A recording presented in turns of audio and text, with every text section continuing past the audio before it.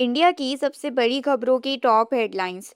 सबसे पहले बात करते हैं इंडिया अपडेट की। टाटा कंसल्टेंसी सर्विसेज टीसीएस ने क्वार्टर 4 FY26 में रिजल्ट्स अनाउंस कर दिए हैं। इसका प्रॉफिट 29% क्वार्टर ऑन क्वार्टर बढ़ के 13,718 करोड़ रुपीस हो गया और रेवेन्यू 70,698 करोड़ रुपीस।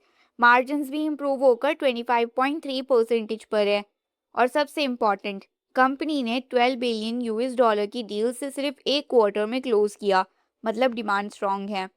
और यहाँ एक टर्न भी है, एट्रिशन भी बढ़कर 13.7% हो गया, यानी टैलेंट अभी भी कंपनी स्विच कर रहा है। विप्रो लिमिटेड भी स्पॉटलाइट में रहा। 16 अप्रैल को कंपनी शेयर बायबैक कंसीडर करेगी और ये स्टॉक ऑलरेडी 20% डाउन है इस साल।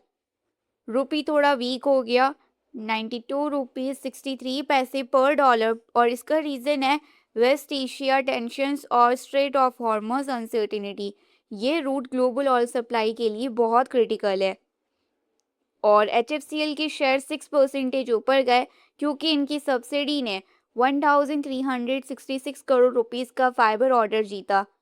KAC इंटरनेशनल ने 2518 करोड़ रुपीस के नए ऑर्डर्स लिए हैं, स्ट्रॉन्ग एग्जीक्यूशन के सिग्नल। और अगर भारत हैवी इलेक्ट्रिकल लिमिटेड की बात करें तो BHEL ने साउथ कोरिया की कंपनी के साथ टेक डील साइन की है। गोल है कि अपनी टेक्नोलॉजी कैपेबिलिटीज को अपग्रेड करना। अब बात करते हैं ग्लोबल अपडेट्स की। ऑयल प्राइसेस 4% से ज़्यादा जंप हुए और रीज़न है मिडिल ईस्ट सीज फायर पे डाउट और फिर वही tension straight of Hormuz. US economy slow हो रही है, सिर्फ 0.5% रही क्वार्टर 4 2025 में। जॉब मार्केट स्टेबल है, जॉबलेस क्लेम्स थोड़े इंक्रीज हुए हैं बट कंट्रोल में है। इसका मतलब फेडरल रिजर्व अभी इंटरेस्ट रेट होल्ड कर सकता है। यूरोप साइड पे जर्मनी एक्सपोर्ट्स स्ट्रांग आ गए और यूरोजोन बॉन्ड यील्ड्स भी ऊपर गए। और एक big corporate update, the Walt Disney company लगभग 1000 जॉब कट करने वाली है, रीस्ट्रक्चरिंग चल रही है। मार्केट रिकैप की बात करें तो निफ्टी में आज मार्केट के अंदर निफ्टी 50 ने गैप डाउन ओपनिंग ली। स्टार्टिंग में हैवी सेलिंग देखने को मिली और बीच में थोड़ा रिकवरी अटेम्प्ट हुआ बट वो फेल हो गया। फिर सेकेंड हाफ में फिर से गिरावट। एंड में निफ्टी इंडेक्स क्लोज हुआ अराउंड 23,775 पे। मतलब पूरा दिन प्रेशर, वीक रिकवरी और अनसर्टिनिटी।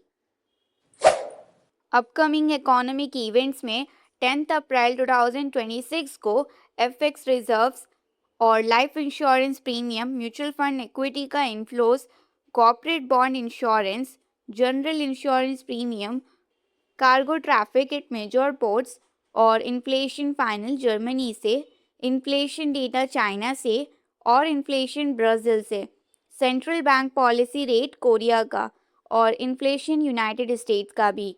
12 अप्रैल 2026 को CPI इन्फ्लेशन।